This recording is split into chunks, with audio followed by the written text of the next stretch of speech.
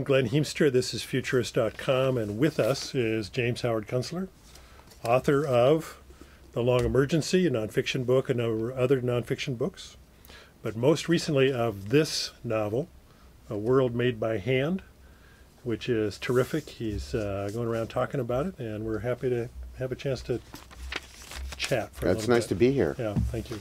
In sunny Seattle. Sunny as always. You got the best of the cold weather. So, A World Made by Hand, a novel about the end of the oil era, post-oil era. Yeah. Why a novel at this time? Well, I wrote a previous book called The Long Emergency, which was about the peak oil situation and climate change and how these problems were going to ramify each other, converge, and create a period of hardship. And I wanted to vividly depict what that world might feel like, and so it seemed to me that writing a novel was the way to go. And I'd written 9 other novels, so I felt fairly confident about my ability to do it. So I did. And in the novel, it's definitely post-electricity, post-oil, the electric post-transportation, has flickered out, and so on. Give us your kind of 60-second, 90-second synopsis of it as you saw it. What are the keys to the story to you? Well, it takes place in a little town in Washington County, New York, between the Hudson River and the Vermont border. And the town's called Union Grove. The townspeople are kind of demoralized after taking a lot of hits. Epidemic disease has raged through.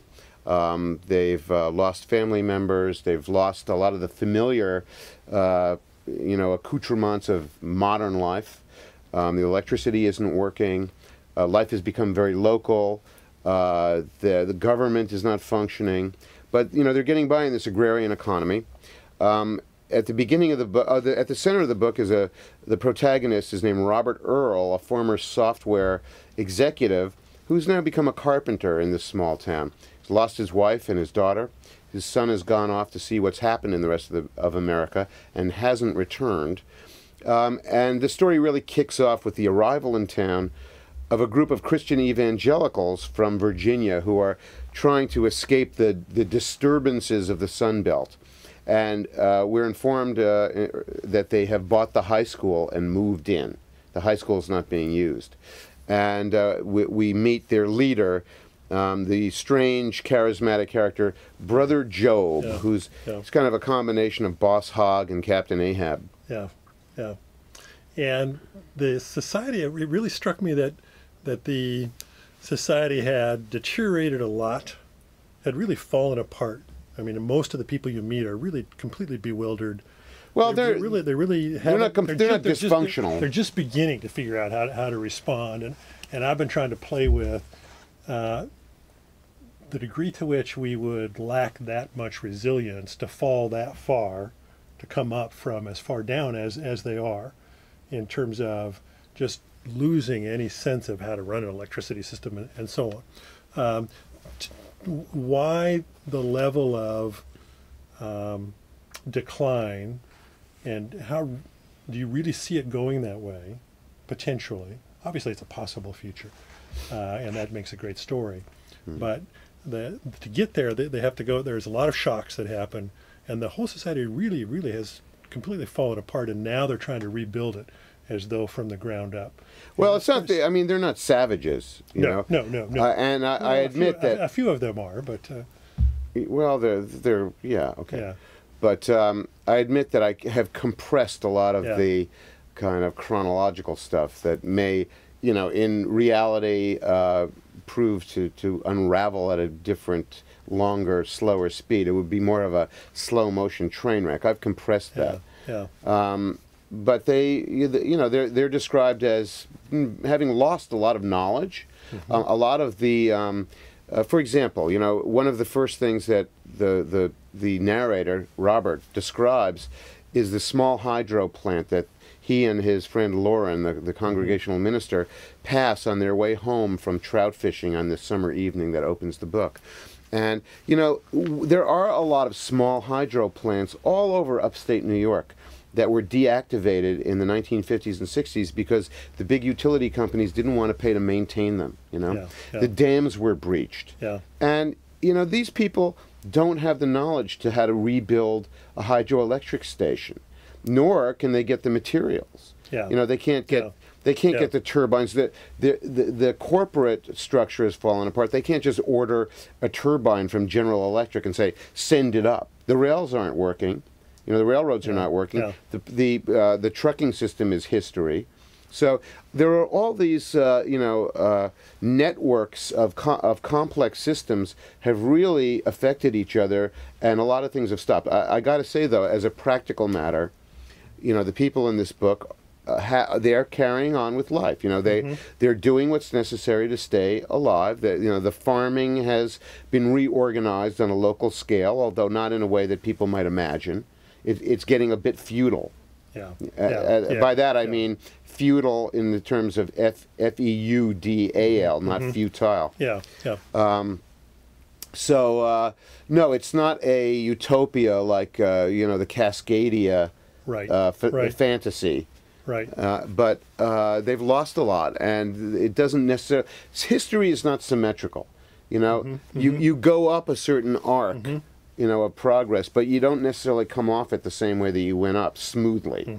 You know, you come off of it like steps that you're bouncing down. Yeah. And in between those steps are little falls that you're taking and banging your head.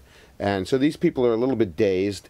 They've lost a lot. Yeah. Yeah. And it really made me wonder how the degree to which we would fall down that many steps before we really turn around. The thing that really one of the things that really made sense is, in fact, that even if you had the knowledge, for example, in a small hydroelectric, there would be no way to get anything. Right. And that really struck me. The other thing that really struck me is that as I tried to impose what would I learn from this, I would really learn how to garden again and make sure that I owned a place that had the ability to... Well, to the garden people in and so this on. story are all gardening, actually, even the people who live in town.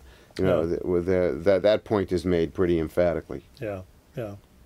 But, you know, another thing that, as I was writing this, I realized that these people are not riding bicycles because they can't get rubber for the tires. Yeah. And also the pavements are really broken up after not too many years of neglect. You know, in that climate in the Northeast where you get the invasion of the water into the cracks and the potholes, the asphalt pavements really fall apart really quickly. You know, people would be amazed at the amount of attention and investment that it takes to keep our road system in the condition that it's in, and that's stopped. Yeah. So, you know, they're not rolling around on bikes. They've had to make other arrangements for getting around. And did you write this just to try to coalesce in your own mind what things might look like, or is there an effort to persuade people to think? Well, I'm not trying to be pedantic about it or didactic, and I'm not, you know, I wanted to write a vivid yarn about what the future would be like under these circumstances. And I admit it's only one possible scenario. You know, there are a lot of plausible scenarios you could spin out of this. And fiction, like a lot of things in this universe, is self-organizing. You know, you create this organism of the world that you're creating with its own rules, and you have to sort of follow the rules you've created, and it will go its own way. So, you know, if you created your little universe, it might go its way. Yeah. And indeed, other people have a different vision of the future than I do. Yeah, and people often tell me that we should try to write. Yes? Well, I just want to make the point, you know, because I've done both nonfiction and fiction, you know, there's a big difference. And when you're writing nonfiction, you have to be correct. Yeah. When you're writing fiction, you have to be plausible. Yeah, yeah. Yeah, and people have often said to me that you should write fiction if you really want to get people thinking about your issues, and that's why I was pleased to see this come out. Because well, thank you, because the publishers wouldn't agree with you. You know, is that right? Oh God, you know, I mean, I tell them, you know, I want to write a novel. They said, oh no, please don't write another write the Long Emergency 2.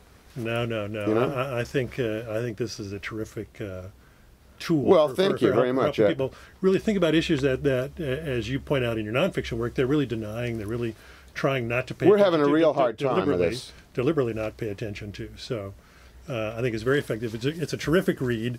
You really don't want to stop until you're finished. Good, because there's going to be a quiz, Glenn. Yeah, no, we're not going to do the quiz. But So the novel just came out. It came out about a month ago, I think. Well, it's in its publication phase. It's now available. They don't just sell it on one day. That's good, and it's available at all the usual places. Terrific read. I recommend it. And thanks, James, for talking to us about it. A pleasure.